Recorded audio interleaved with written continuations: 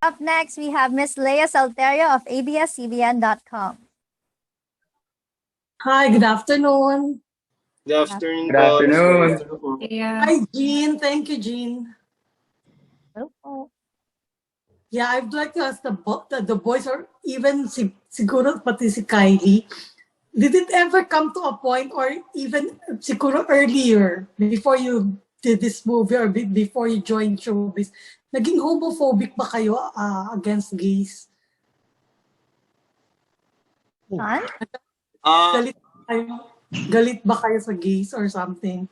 Hi, Sean! Hello po, Miss Leia. Yes. Ako po, hindi po, never po, kasi simula pa nung dati pa po talaga, sobrang marami ng gays na nakapalig. Marami na ako nakakasama, mga makeup artist po, and sobrang galing nilang makisama, sobrang papatawanin ka nila hanggang tenga. Even before you joined showbiz? Even before? Opo, sobrang. Yes po. Sobrang nakakatuwa po sila kasama. So walang rason para kamuhian mo sila or iwasan mo sila. Ganun po. Thank you. Thanks, Thank Sean. you po. Christian? Miss Leia, as for me, wala. Kasi ang dami kong mga kaibigan na gays. Even before. Sila actually yung naalala ko, sila actually yung mga pinagtatanungan ko when I did Die Beautiful of Direk Joel Lamangan, ang reference ko, yung mga kaibigan ko ding gays. Sa kanila ako nagtatanong, sa kanila ako nagpapaturo paano ganito. So I have nothing against them even before. Yes. Diego, please. Hi po. Hi. Yes. Hi. Merong instance, but it's not because he was gay. I was younger pa. I was a lot younger. I was probably like 13 or 14. And this specific gay dude, he was very parang wala siyang filter. Yun, that's the best way to put it. Ang dami niyang tinanong sa akin, and meron siyang binanggit about my family na hindi ko nagustuhan. Pero hindi naman ako naging bastos sa kanya. And I think naman it didn't matter. No naman. Sinagot ko lang siya na medyo off yung sinabi niya. I don't think it would matter if he was gay or straight or girl or boy or tomboy or whatever. I think if it's rude, it's rude. Doesn't matter what your sexual orientation is. Kaya ko lang siya sinabihan na I don't like what you asked me, because it was about a family member who passed away. So it was kind of off. And yun lang. Pero aside from that, wala akong maisip or maalala na to do with your question. All right. Thanks. Si Kylie ba may sasagot doon to that question? Yes. Hindi po, ever since college and lang nga po talaga akong pageant, and surrounded talaga ako ng mga BEKs, ng mga mama ko. Sila po yung nagturo sa akin, sila po yung nagpalaki sa akin, sila po yung nag-mentor sa akin kung paano ba maging beauty queen. So, sobrang laki talaga ng pagpapasalamat ko sa LGBTQ community, and never po akong naging homophobic.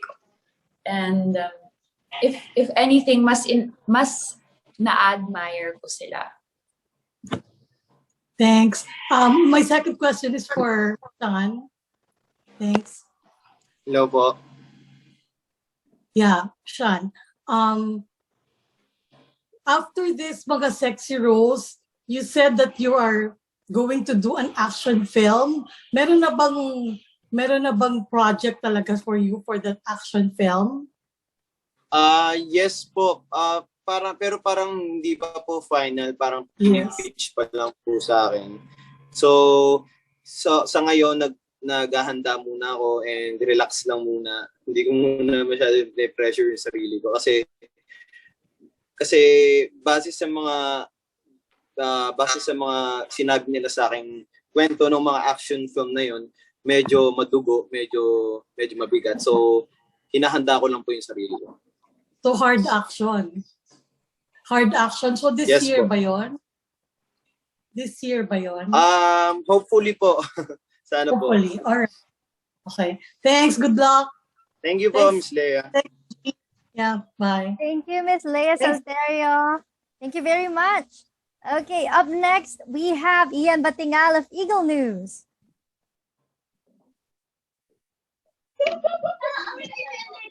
Hello po, good afternoon. Naririnig po ako. Yes, Yeah, good afternoon. Good afternoon po. For all of para po sa lahat ng mga cast po, ano po, being in your shoe in this pandemic days po, ano po ang benefit or sabihin po natin na magandang bagay that you are an artist po ngayong panahon ng pandemya? Ano po, sorry?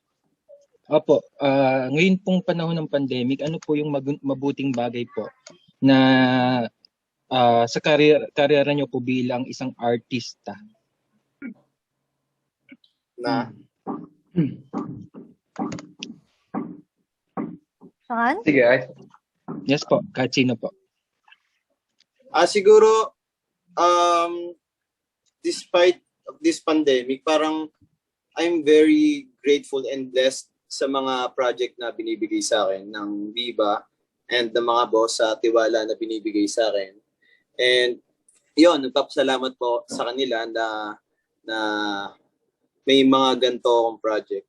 And especially yung mga gantong pelikula, kailangan panoorin ng mga tao to dahil magbibigay sa kanila to ng saya, lalo na tong BEKIS on the Run. Christian? I guess ang naging benefit sa akin itong pandemic as an artist ay yung fact na mas naging grounded ako. Alam mo yun? Yung parang mas naramdaman ko yung paligid ko. At ang laking bagay nun sa akin bilang isang artista. Alam mo yun, mas bukas ako ngayon. Mas feeling ko mas handa akong magbigay ng truth doon sa aking ginagawa or gagawin na project. And ayun din, kagaya ng sinabi ni Sean, I'm very thankful dito sa Viva at sa mga movie outfits na nagtitiwala sa akin despite this pandemic. Thank you, Christian. Diego? I'm so sorry if medyo maingay para may pumupukpok sa taas namin. The question was, sige, I don't know if this answers the question specifically, pero parang ano ba yung naging maganda dahil sa pandemic? I don't think in our personal lives became better kasi yun nga kalat kanan nababalitaan mo, may nagkakasakit, may namamatay, you see a lot of people who are needing help from the government, etc. But I guess yung process ng shooting, for me, yun siguro yung naging maganda kasi medyo na yung proseso ngayon, yung pag-lock-in style is kind of like how they shoot in the States, in Hollywood.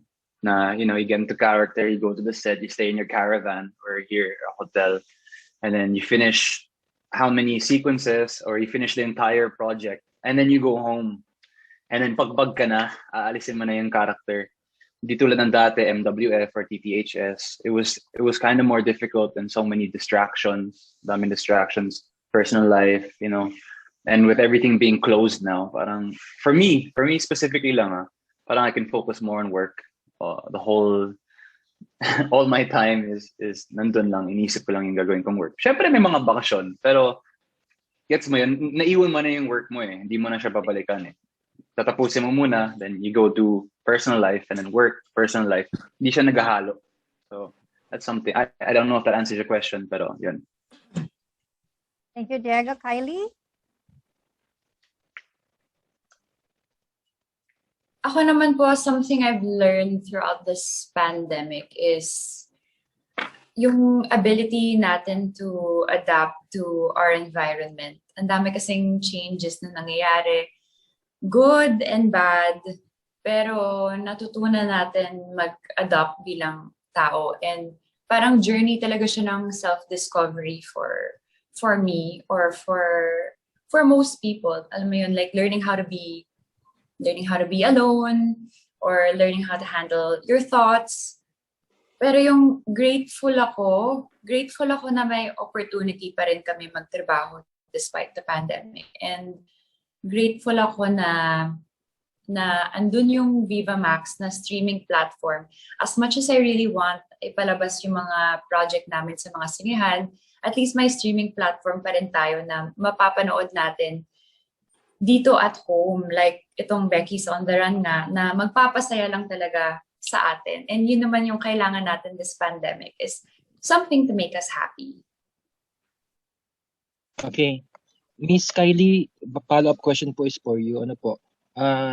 Isa rin po sa apektado nitong pandemic na ito is yung pag-cancela po ng Miss International po. Ano po yung masasabi niyo po dito at ano po rin yung advice niyo kay Miss Hannah? Yung Miss International po kasi sobrang close ako sa organization and alam ko yung hirap na napagdaanan nila to push this pageant for the past years. And sobra yung mga effort na ginawa nila. Pero unfortunately, yung Japan government na yung hindi pumayag for the pageant itself. So medyo restricted tayo doon, pero syempre it's still the safety of the girls na kino-consider and yung Japan government na yung may say dito. Pero yung advice ko kay Hannah, keep on doing what you're doing. This is the perfect opportunity. Then you realize you have more time to train, to do better, to become better. Alam mo yun, to form yourself as Miss International. So kayang-kaya mo yan. Pageant pa lang nakita ko na yung potential niya as Miss International. So kayang-kaya niya yan. And thank you so much po. Thank you po sa cast and good luck po sa pelikula. Thank you, Gina. Panatiyong kayo. Thank you.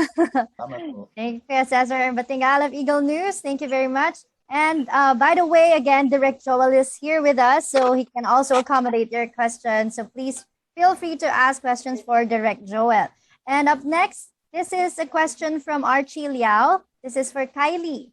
Kylie, nasabi mo noon na sa isang panayam na open ka sa lesbian roles. Kung bibigyan ka ng choice na leading lady, sino ang bet mo?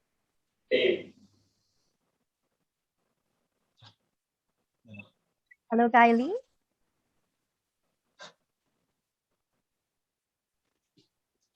Okay, let's proceed to the next question first. I think nasa on CR break, si Kylie. Okay, let's proceed to Ray Pumaloy of Abante Liling. Sorry! Oh, there you go. Okay, welcome back, Kylie. Okay, so this is the question from Archie Liao. Nasabi mo noon na sa isang panayam na open ka sa lesbian roles. Kung bibigyan ka ng choice na leading lady, sino ang bet mo? Hindi ko alam kung may choice ba ako sa magiging leading lady ko sa kapag binigyan ako ng lesbian role. Pero like I said before, tatanggapin ko yung project kung gusto ko yung material, kung gusto ko yung director, and kung gusto ko din yung mga cast members ko. And most of the time, decision naman yun ng mga producers and nung management ko. Ano ba yan? May tumatawag sa akin. For the choice of the other leading lady. So, feeling ko sila na po bahala. But I would prefer a more senior actor than me. Mas veteran kaysa sa akin. Siguro yun lang yung mabibigay kong checklist. Thank you very much, Kylie. Again, that is a question from Archie Liao. For our next batch, please do stand by Ray Pumaloy of Abante Liling, Jojo Panaligan, Rider.ph, and Aina Medina of Bettina Iliana PTV. Okay, so please open your camera and microphone. Ray Pumaloy of Abante Liling. Hi, hello. Good afternoon, everyone. Good Hi, afternoon, Ray. Christian. Hi, Diego. Hi, Jean. Hello po. Hygiene daw, parang hygiene. Hi. Kylie and Direk, ang tanong ko for everyone, have you ever run away from something, from someone, just to get away from the responsibility or from the troubles or kahit na anuman? Alam mo yun, para lang hindi ka malubog dun sa kung ano man ang posibleng paglagyan mo. Christian? As for me, hindi ako pinalaki ng parents ko na ganun, I guess. Lagi kong hinaharap yung mga kailangan kong harapin. Mabigat man to o hindi. Kasi the more mo siyang takbuhan, the more nalalaki yun eh. The more kanyang mumultuhin in the future. So, mas mahirap. So for me, harapin agad. Thank you, Christian. Diego? Thank you. Have I ever before? Maybe siguro nung bata ako. I used to want to avoid conflict. Hindi ako masyadong mahilig sa conflict. Or hindi ko alam kung paano ko siya i-proseso. Pero, I mean, if you had to do it for your own mental health, and, may plano ka naman na balikan yung problema na yun kapag kaya mo na. Yeah, I don't see why that would be a problem. But for now, as much as possible, wala naman tinatakbuhan. I think everything is always clear kapag pinag-uusapan or kapag you make an effort to understand, and actually more to understand than to be understood. So, yun, I think that answers your question. Thank you, Diego. Sean? Sorry po, medyo nag-lag kanina nung nagsasalita si Sir Ray. Pwede pong paulit? I cannot repeat, Chara. Sorry po, nag-lag po kanina nung pinarge Hindi, ang question is, tumakbo ka na ba or tumilikod ka na ba sa isang tao or sa isang bagay or sa isang sitwasyon na ayaw mo munang harapin dahil baka masyadong mabigat at hindi mo muna kayang resolbahan? Siguro po nagawa ko po siya before, isang beses. Kasi po depende po kasi sa sobrang sama na ng sitwasyon, sobrang lala na, and yung parang hindi mo na kayang harapin or hindi mo na kayang kumbaga parang yun, harapin. Pero parang pag inisip ko, parang ayun nga, mali na takbuhan yung mga problema, takbuhan yung mga bagay-bagay na dapat bigyan ng solusyon, di ba? Pero ngayon naman po, sa tingin ko, wala na akong tinatakbuhan, kumbaga. Thank you, Sean. Kylie? Ako naman po, I'm pretty sure nung bata ako or when I was younger, yes, I've done it. Pero feeling ko, it will always catch up to you eh. Parang yung sabi nga ni Christian, andyan lang siya, hahabol sa'yo. So, feeling ko with that, and taking note na kailangan kong alagaan yung mental health ko, I think the best way to confront the problem is to go through it. Is i-confront mo talaga siya head on. Alam ko, minsan, mahirap at masakit, pero yun na yung best way para i-confront yung problem eh. Hindi talaga, hindi siya mag-work sa advantage mo kung if you try to run away from it, kasi hahabol din at hahabol siya sa'yo. And, yun po. Thank you, Kylie. Direk Joel? Ako, pinanganak ako na kino-confront lahat ng dapat i-confront. Problema man o hindi. Kapag ang isang problema ay kinonfront mo at alam mong wala namang nangyayari, hindi naman masosolve, ang sinabi sa akin ng lola ko, kalimutan mo yan, hindi naman masosolve yan eh. Huwag mong masyadong isipin, kundi maapektuhan ka niyan. Pero ako, kung ano man yung problema ang kinakarap ko, I always confront it. I always try to solve it the best way that I can. If I cannot solve it at wala nang lahat ng paraan ay ginawa ko at hindi ma-solve, I just have to forget it. Maybe it cannot be solved this time, maybe some other time. And it does not let them affect me. Hindi ako na-apektuhan. Kasi alam kong ginawa ko naman ng paraan para ma-solve, hindi na-solve. Di kalimutan na lang.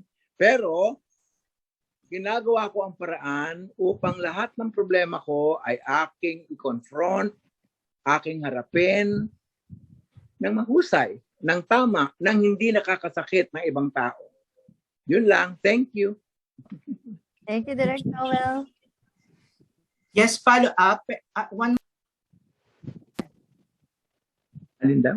Ray? Yes, one more question. Di ba tayo sa 2? Charot.